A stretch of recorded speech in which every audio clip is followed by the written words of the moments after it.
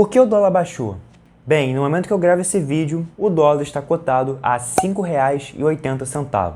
Mas, nos meses anteriores aí, né, no caso aí finalzinho do ano passado, né, outubro, novembro, dezembro, o dólar aí estava batendo aí na casa dos 6, 6,10, até mesmo R$ 6,20, o que assim levou os mercados à loucura, muitas pessoas comentaram sobre isso, mas agora aparentemente parece que a situação deu uma acalmada, né? Então, o que aconteceu, né? Bem, nesse vídeo eu vou explicar tudo isso para vocês e os principais motivos por trás dessa queda, né? Se você ainda não me conhece, meu nome é Matheus Emanuel e você está no canal Olhar Global.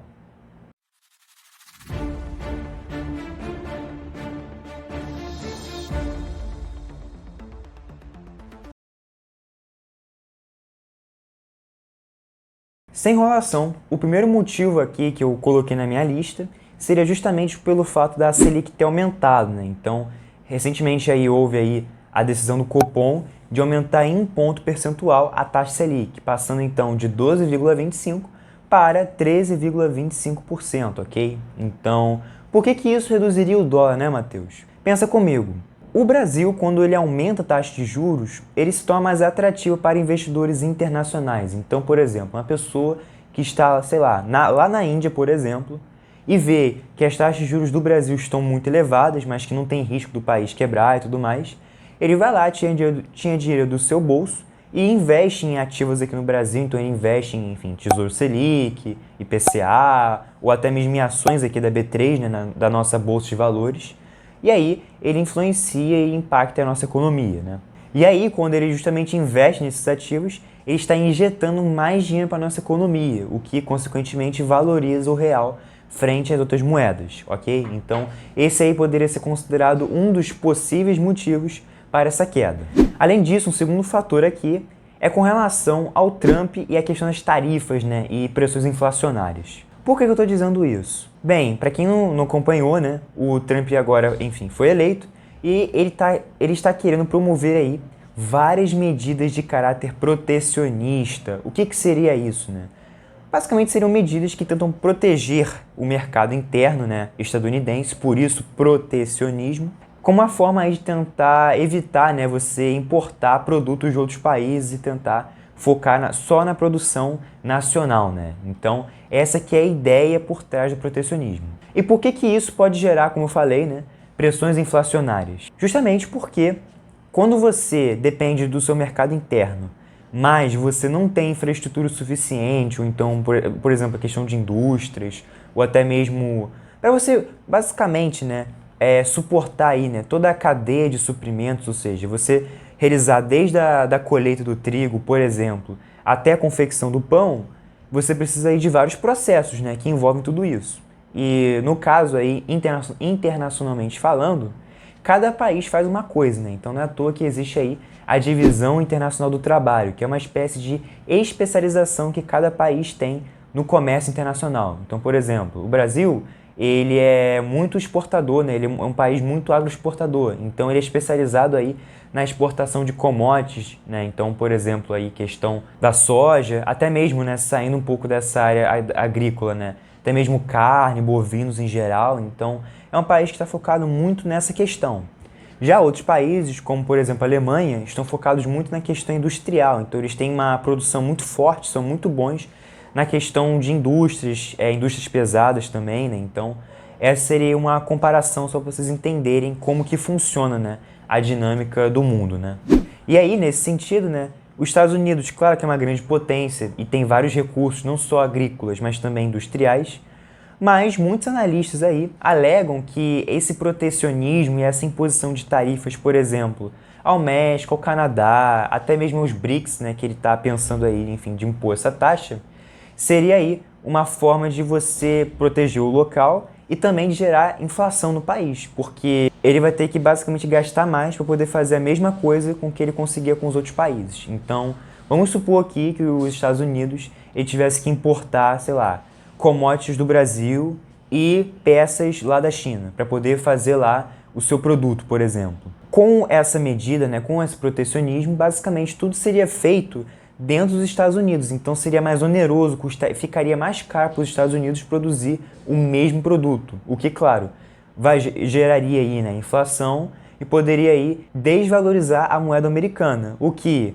pra gente, para nós brasileiros, seria algo positivo, já que a desvalorização da moeda americana implicaria, consequentemente, aí, num aumento, né, não significativo, mas num certo aumento da valorização da nossa moeda.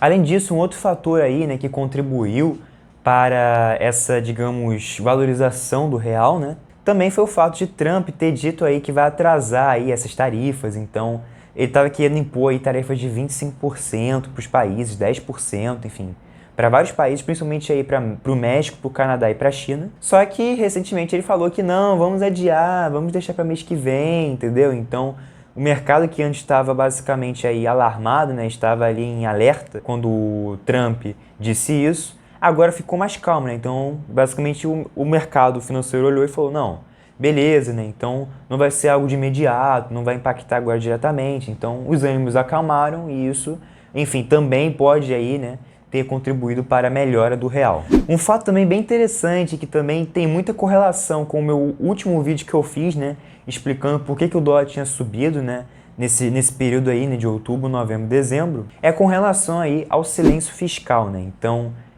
no meu vídeo, para quem não assistiu, vou deixar o link aqui em cima, eu explico que o dólar aumentou muito por conta justamente da crise fiscal que o Brasil estava tendo e que, na verdade, ainda tem, né? Então, só para deixar claro, essa crise ainda não foi solucionada completamente. Mas o simples fato do ano ter virado e tudo mais, e de não ter nenhuma notícia, digamos, de piora no quadro fiscal, né? De simplesmente os ministros, né, como o próprio Haddad e entre outros, terem ficado calado aí, gerou uma reação positiva do mercado justamente por não ter nenhum problema. Então, tipo, poxa, pelo menos nenhuma medida foi anunciada, não teve aí nenhum aumento de gastos. Então, basicamente está uma situação meio morna, digamos assim, né?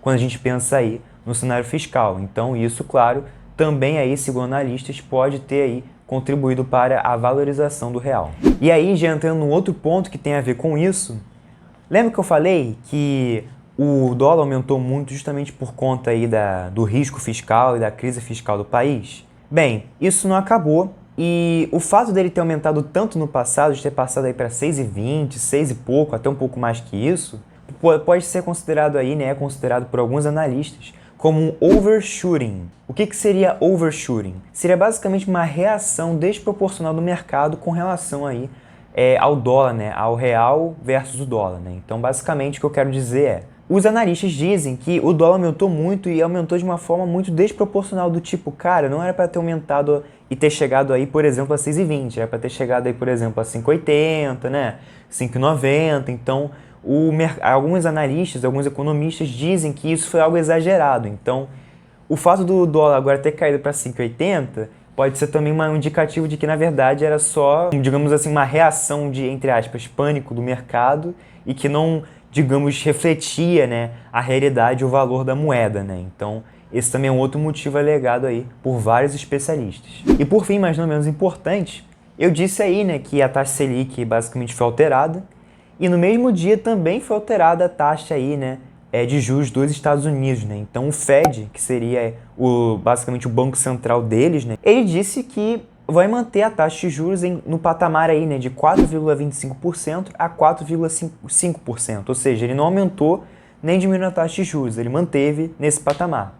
O que, para os Estados Unidos, não é algo tão positivo em termos de investimento, já que, pensando nesse cenário, um país como o Brasil, que tem uma taxa de 13%, e um país como os Estados Unidos tem uma taxa aí de 4, 4,5%, o investidor vai preferir o quê? Investir num país com menos juros ou mais juros? Um país com mais juros, né? Então, isso pensando em termos de entrada de capital estrangeiro para os Estados Unidos é algo não tão positivo, mas para o Brasil é algo positivo. Então, isso pode, enfim, ajudar aí a nossa economia um pouco, né, com mais entrada aí de real no nosso país. E claro, né, esse evento, né, de quando basicamente houve aí, né, a decisão da taxa de juros por parte do Brasil e dos Estados Unidos, é popularmente chamado aí de super quarta. Então essa super quarta aí basicamente gerou aí vários fatos e várias notícias e claro, né, também gerou aí essa possível valorização do real. Mas quais são as expectativas do dólar? Será que ele vai subir, ele vai descer, ele vai ficar no mesmo patamar ali? Bem, é o que eu sempre digo, né? Ninguém tem bola de cristal, mas o que a gente sabe é que, dependendo da situação, então, por exemplo, se o Trump vamos supor que em vez dele adiar, como ele fez, né, essas tarifas, ele vai basicamente adiantar. Então ele vai dizer, não, vamos implementar essas tarifas semana que vem, vamos supor. Isso, claro, pode gerar uma pressão no dólar, uma pressão no real, então tudo vai depender dos movimentos geopolíticos e econômicos que basicamente vai estar acontecendo aí ao longo dos próximos dias, né? Então é até engraçado porque quando as pessoas vão analisar e vão pesquisar, né? Ah, por que o dólar está aumentando ou caindo? Elas sempre querem uma resposta sim, não, né? Mas em economia não é assim, né, galera? É difícil você mensurar com exatidão quais são os fatores exatamente na proporção X que impactaram aí o dólar, né? Mas o que eu quis com esse vídeo aqui é trazer um panorama do que pode ser, né? Dos principais motivos que, enfim, vários especialistas aí alegam que realmente são possíveis, né? São viáveis e que podem estar aí afetando a nossa moeda.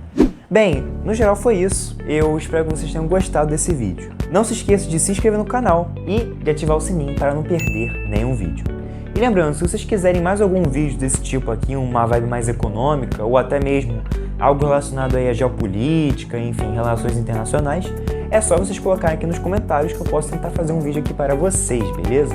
Então, é isso e até a próxima!